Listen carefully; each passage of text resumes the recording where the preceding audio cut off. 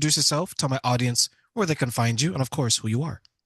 So my name is Vince Perry. I am a business broker and certified exit planning advisor.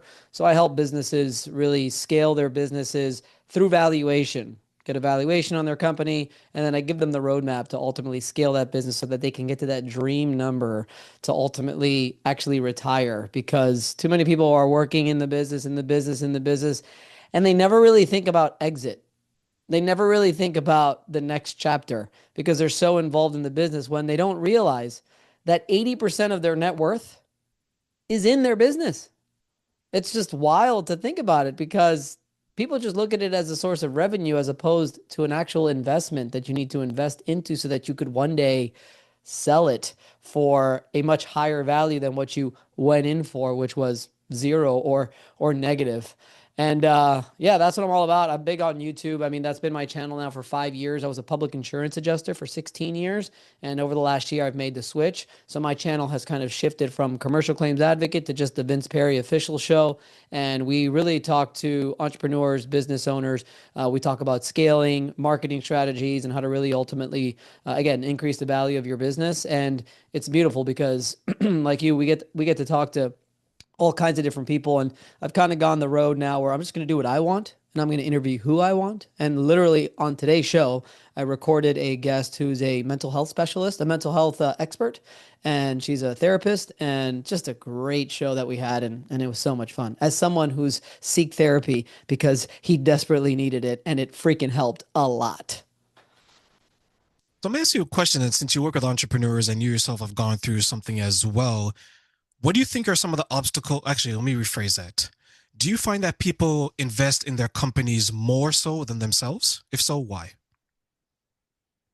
I think if they do that, that's not the way to do it. I listen to a lot of people. I have a lot of mentors that I've never met in person, like Jim Rohn and Zig Ziglar and Tony Robbins and all these guys. And they always talk about the importance of self-development, the importance of continuing to develop yourself. Not only does it make you a better business person, it makes you a better leader. It makes you a better motivator for your team. It makes you a better family member, makes you a better father, just by continuing to educate yourself and continuing to get better and learn more and develop more as a human being. It goes so much farther than any kind of business strategy that you're implementing, than any kind of SOP that you're putting together, than any kind of process that runs in your company. Although those things are very important, if I had to choose a place to make sure that you're investing more, it's definitely in yourself because it will allow you to gain the not only knowledge and experience, but the proper mindset and positivity to make the right decisions on where to invest in your business. So I would say, I'm not sure if I answered the question because the way you phrased it was sort of like which ones, why do they do it? I don't know why they do it, but they shouldn't, is the answer. No, that does, because that leads me to like think of I started doing this later on in life, but as I was building up working in companies, I remember there's a version of terrain that puts so much into my job that sometimes I forgot to pour into myself.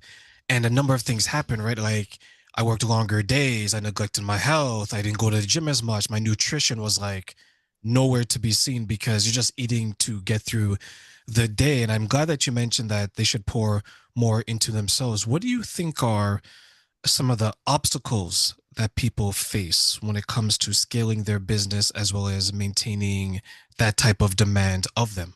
I just think it's a mindset. I just think that they don't understand that I mean, yeah, I get you would know as well, just like me, is you think that you have to do all these things. We become like these sort of busybodies where, oh my God, there's nothing to do right now. I need to find something to do.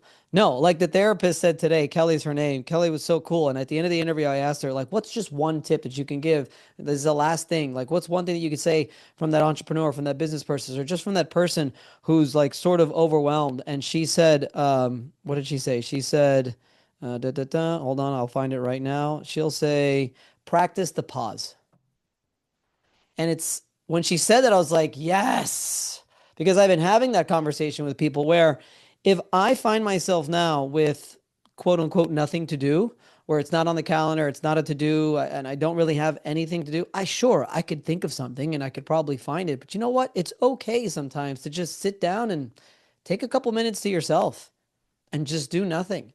I would even go so far, and this may be against what you believe or others believe, but sometimes there's nothing wrong with a mindless scroll through social media just to just sort of like forget about the stuff, and everything that you got going on where you could just let go. Like I used to tell my wife, like, why are you watching that crap? And my wife works hard, man. She's very, very successful and she works hard throughout the day. And yeah, before she goes to sleep, she just likes to watch some mindless television to sort of like get away. And I could tell that that helps her sort of recalibrate so that she could ultimately, get a nice rest and start the next day. So practice the pause I thought was really cool of just sort of, maybe sitting down for a couple minutes and not doing anything. I call that doom scrolling, where you're just scrolling and you're like, oh, this is so relaxing because after like a long day, right? All the demands and everything, like, you know what? I just want to sit like a pig in mud. I don't want to think about anything else. I don't want to do anything else, and I think sometimes we get so caught up in trying to fill our Mhm, day. Like you mentioned, right? We have an extra 3 hours. Okay, how can I fill it? Can I do this? No, just sit. mhm. Enjoy yourself. You mentioned that you were going through some of this. What are some of the ways that you found to just keep your mind at ease and mindless scroll? Well, the mindless scroll is one. I mean, I'm an avid meditator, and by meditating, I like to manifest. I follow Napoleon Hill, which I mean that book was written probably over 100 years ago. I follow his sort of advice of having your ideal self written out in the present tense, like literally write it out as if it's already happened. Your dream life, your ultimate life, whatever it is. Have your goals listed and set out, and read them every single night and read them again every single morning. Now, why? There's a science behind that. Literally, when you're sleeping, it's really the only time that you're tapping into your subconscious. So, right before bedtime, you are at this particular state that I don't know the exact name of it, but you're about to enter that state. And if you could feed your brain with that ideal state that you want and ultimately change your subconscious, you could actually do it by reading this certain statement and reading it over and over and over again, going to sleep. And then when you wake up, there is a portion of your brain there where you don't want to do a mindless scroll because you don't want to fill your brain up with anything like that. But you read those goals again. And what I've come to notice is my subconscious slowly changing and getting better, and I sleep well at night as opposed to me waking up in sweats at 3:30 in the morning when I was, at seven figures in my company with 20 some odd employees, and it was just an absolute nightmare waking up 3:30 in the morning in sweats. And it's just a complete change when you learn how to actually tap into the subconscious and change the subconscious, because that's the hardest thing to do. We're so unaware sometimes of what's going on in the subconscious, where like I didn't know until I was able to see a professional how negative I really was. I didn't know how much lack of confidence that I had, when from the outside everybody thought I was confident. And even from the inside, I would tell myself, but there was something going on in the back that was just a lot of doubts, a lot of negativity, a lot of just limiting beliefs of what I'm capable of, and so on and so forth. And again, you learn, you read, you study, you find out these different things. And when you really learn about the human body, the human consciousness, the human brain, the human subconscious, and how amazing we are as animals, as mammals, of what we're capable of. All of us are special beings. All of us are capable of amazing things. I know people say it all the time, but it's the freaking truth. Where if you could just probably set your mind to it, take action from there, you could achieve some of the most amazing things that this planet has ever seen. I recently spoke to a coach because I needed just some guidance in regards to my life. And when you mentioned limiting beliefs and what you're capable of, it reminded me of the session I had where I had to figure out, am I capable of becoming the type of man that I want to be, not only for my partner, but for what I'm trying to do and overall, because there's a little bit of hesitation if I was fully equipped to perform and to be capable. And I remember that conversation, even though it was a couple of weeks ago now, and I remember like I just had it this morning, and it's very enlightening. When you figured out that you needed guidance, therapy, and things like that, what was the cause or what events led up to that day? That's a great question because it's a great story. My Venmo account got hacked. That's what it was. There was so much going on. Again, 20 some odd employees. We're breaking seven figures. We're doing well, but not we weren't doing as well as I thought we were doing. And it was a mess. I mean, the mistake I made is not only I didn't scale too fast, I hired incorrectly and I hired in the wrong order, but that's for another show. My Venmo account gets hacked. I get a call from Venmo, or I think or thought was Venmo, and they're just like, "Hey, your Venmo account's been hacked." And I'm like, okay. They're just like, well, do you see this account that's in there? And they were right. There was like some weird account that was in there. They're about to take your money. If you don't get your money out, you need to get your money out immediately. And I'm like, all right, cool. I'm going to try to get my money. I was like, no, you can't take it out of your account because your account's not there, like your bank account. So you can't take it out now. And you need to take it into this account. And I'm like, wait a minute. I don't know who you are. I can't trust you. Why would I take it into that account? That doesn't make any sense. Anyway, I hung up the phone. 5 minutes later, it's zero. There was $7,500 in there, roughly, and it's zero. I was like, oh, wow. I blame myself because who keeps money in their Venmo account? You know, if somebody pays you through Venmo, what do? You transfer it into your bank account immediately. You don't leave it in there. But I forgot it was there. Three separate clients had paid me for the service, and I completely forgot it was there. What happens when you're overwhelmed like that? I call it scatterbrain. You've got so much going on, you lose really your memory, decision making. You can't do anything. You know, it's a nightmare. So I forgot that money was there. I tell my wife, I'll never forget, I was sitting right here, but I was sitting down. So my wife was standing up and I told her a story. She just looked at me, Terrain, with this look of disgust. Because she knew this was all happening. I was all just like going crazy for like almost 6 months or a year maybe. And she's like, we've been having some issues and I can see you're having issues. We need to go see we need to go see a therapist. And I just looked at her back and I said, no, no, we don't need to see a therapist. I need to see a therapist. I need to get my shit figured out here because there's something going on here that I can't figure it out.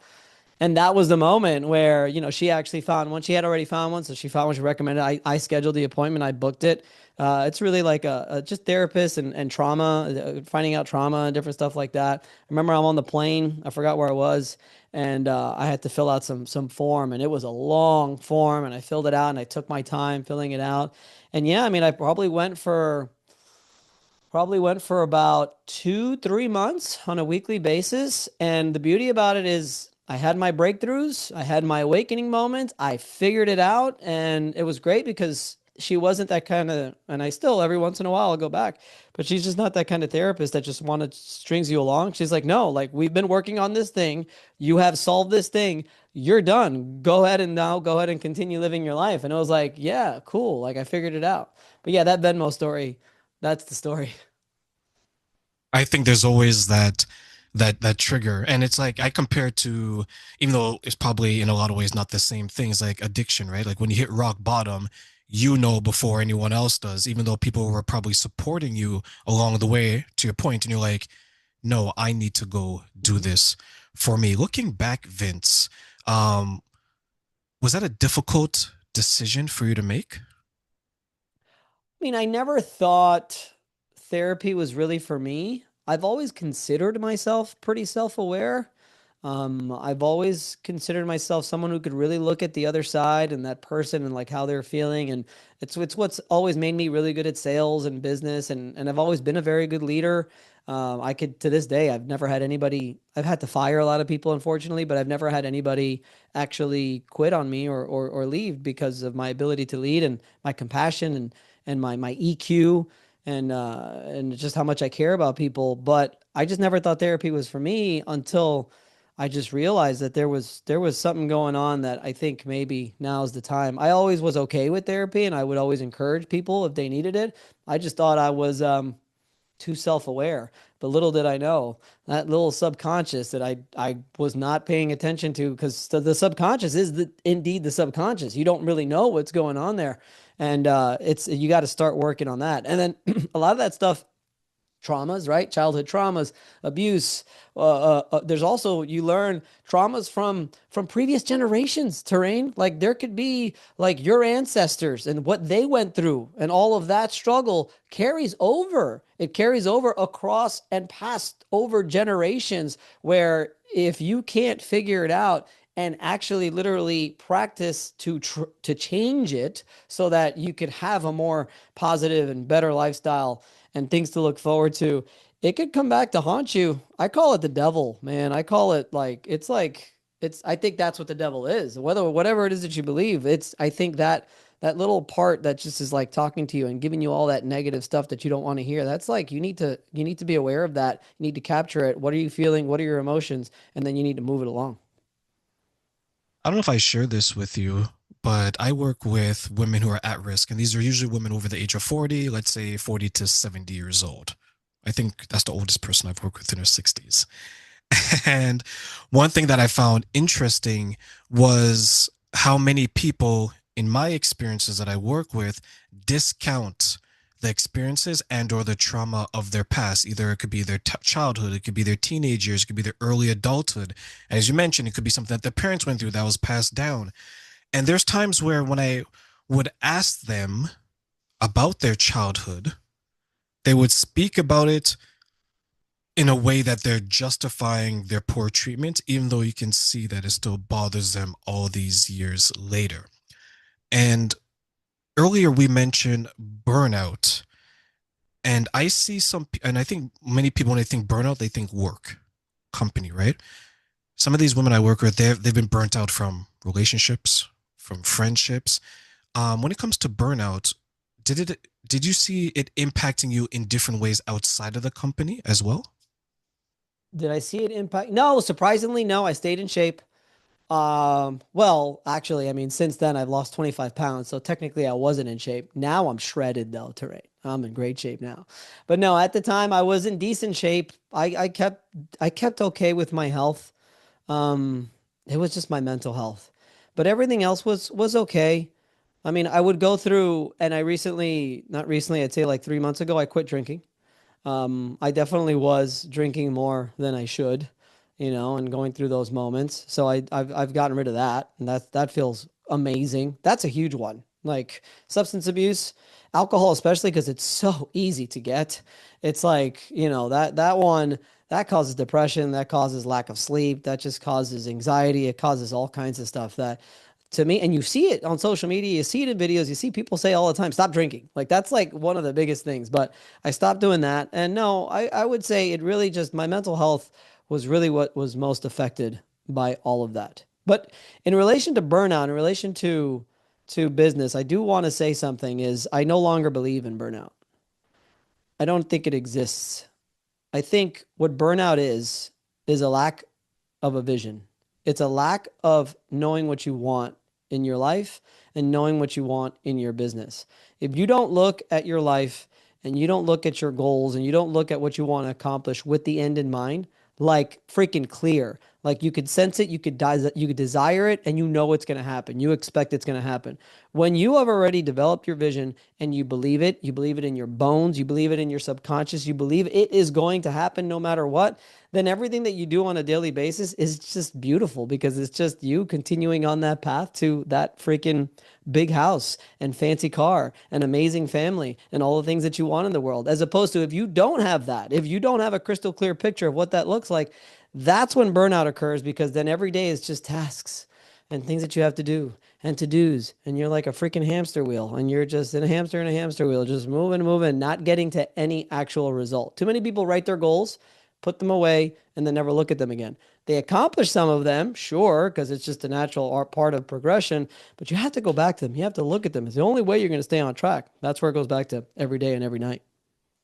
What do you think then is preventing people from being able to see that vision? I just think they don't know that they can do that, which is not educating themselves enough.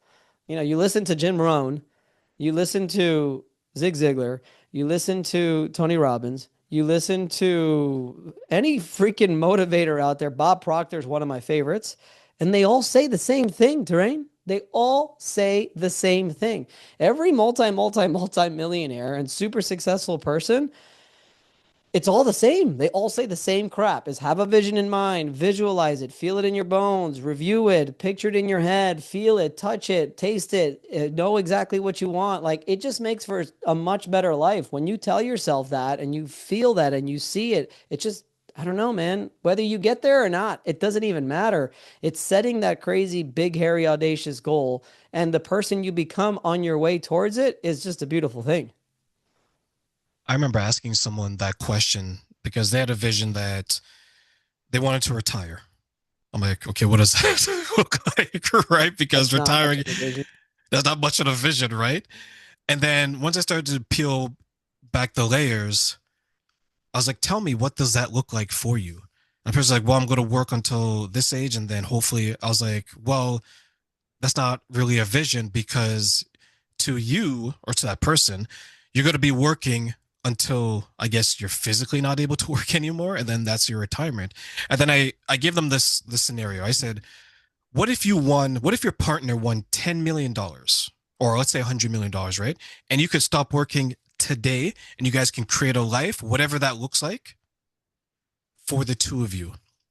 Vince, the person looked at me and they're like, does that mean I'm not going to be working? Right. Right? They couldn't see a life without themselves working.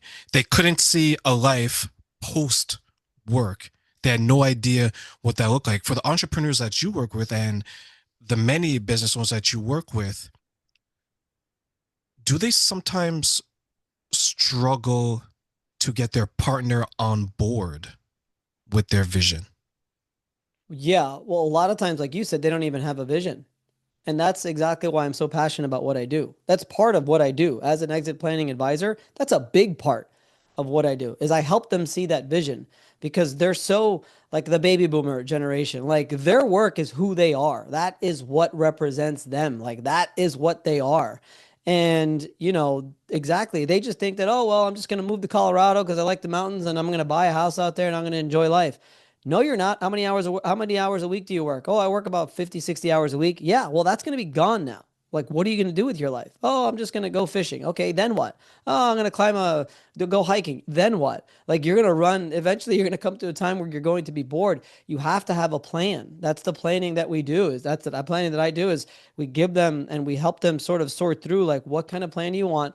And then how much money do you need? We do something that's called a wealth goal. What's the amount of money that you need to really live your ultimate life after you're not working in your business? Then we figure out what the valuation of the company is, what's your current worth. We have a wealth gap, and that's what we sort of attack to make sure that you increase the value of your business so that when it's time to retire, you can implement your plan and you have more than enough money to do it. Yeah, it happens a lot. And the partner thing, I mean, you got to find a good partner, man. You got to talk your way through it and figure it out. Yeah, like the communication is so big, especially as you mentioned, like exiting out of that because you see it on TV, right? Like when someone retires, okay, I'm gonna go fishing, I'm gonna go hiking, I'm gonna go on all these vacations. Okay, and then what? Hmm? And you're too old to do it. Retirement destroyed my mom. She's got dementia now. I could tell that she was probably getting it towards the end, but as soon as she retired and there's like no purpose anymore, there's not really anything you're doing, and you're alone in the house, and your husband dies, and you've got nothing else to do, and your brain just gets worse and worse. Did the same thing to my aunt.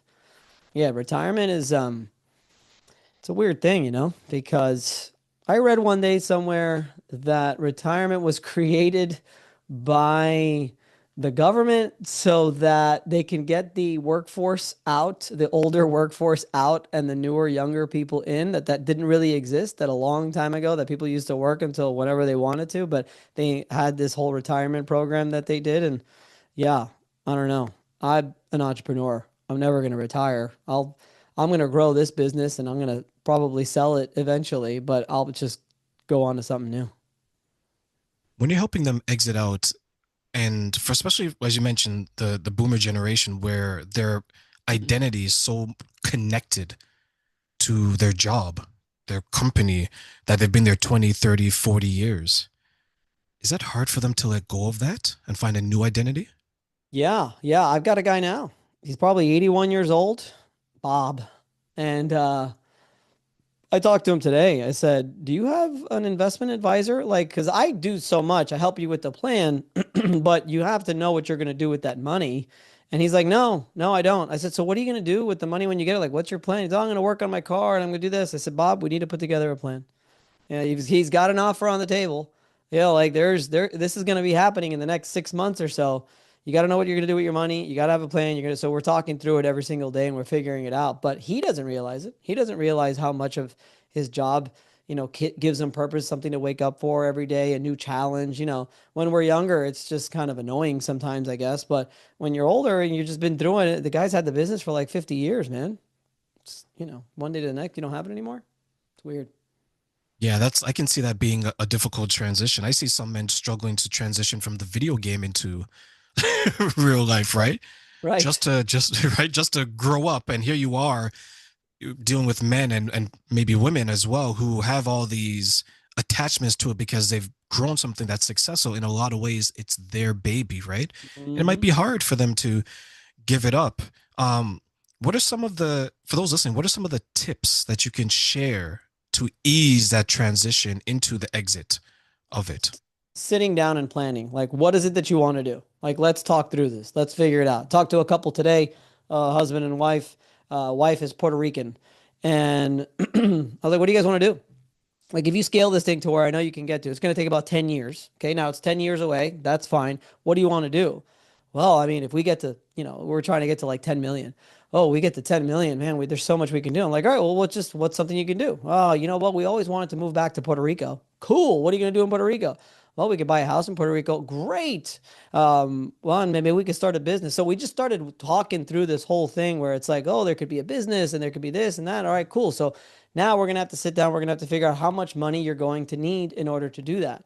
You're worth X amount. Your business is worth X amount. We come up, like I said, with the wealth gap. We got to get your business up to this amount. That's going to make you feel comfortable. Let's implement all the proper things that we need to implement to ultimately get you there. And that's what we do. It's just really sitting down and letting them sort of brainstorm, asking the right questions, let us sort of figure out on their own, like, okay, because they never thought about it. You're so involved in the business and working in the day to day, you're just looking at how can I continue to grow this thing. That's great, but what the hell are you going to do after? You're going to start another business. You're going to be a coach. You're going to do a coaching program. That's another good one that a lot of people want to end up doing because they've been in their business so long they can start coaching, consulting. Great. That's something you're interested in. Cool. That's starting a new business. That's launching. Develop a business plan. I've literally told clients to develop a business plan, like just an idea of what's it going to cost for your marketing, customer acquisition, so on and so forth. Like those are things that people don't think about because they're just so wrapped up in the business. But if we could just take just an hour out each month or even each quarter to reevaluate the business, see where you're at. Has the plan changed? Where are you headed? It's just a good way to just keep people on track because ultimately it's all about staying on track. It's the reason why you write your goals. It's the reason why you review your goals. It's the reason why you have the vision because you have to keep track of them. If you don't, you lose track. Goal setting, I always say, as you mentioned, goal setting is one thing, and then reviewing it is another. Yeah. Because I've seen, and you've probably seen, like there's lots of people who have a litany of goals, right? And then they've accomplished one, two. They haven't reviewed them. To your point, they haven't maybe followed up or made adjustments. As we close, Vince, there's I want to give you three wishes. And these are three things that you can wish for in regards to this question. What are three things you wish entrepreneurs knew about life after the business and why? I wish they knew that they're, I wish they knew that most business owners, that most business owners regret selling their business. So I wish that they knew what's coming after. I wish that they would hire the right professionals, not just me. I just like get your finance team, like get your accountant, get your financial planner, get all those people on board. I wish that people would hire more coaches and advisors. And then I wish that people would just dream big, man. I don't think people dream big enough. I don't think people have big enough goals. You know, it's okay to have a goal of $1 billion. Like, that's okay. You know, how are you going to get to that billion? Take it down, break it down step by step by step by step, and take action. But Jim Rohn said, I just listened to a whole audio about him with him. It's just not too long ago. It's like all of his best stuff. And he said that when you set a goal, that big, big, big goal, like you have to set it as high as possible. The only mistake that you can make in setting a goal is setting it too low. You could always set it too high because it's not so much about the goal and accomplishing. I used to think that if I set a goal, I had to accomplish it. So then I'd be disappointed if I didn't. Until I learned that it's not about accomplishing the goal, it's about the person you become on your way to the goal. So set your goals and set those dreams, set them freaking high.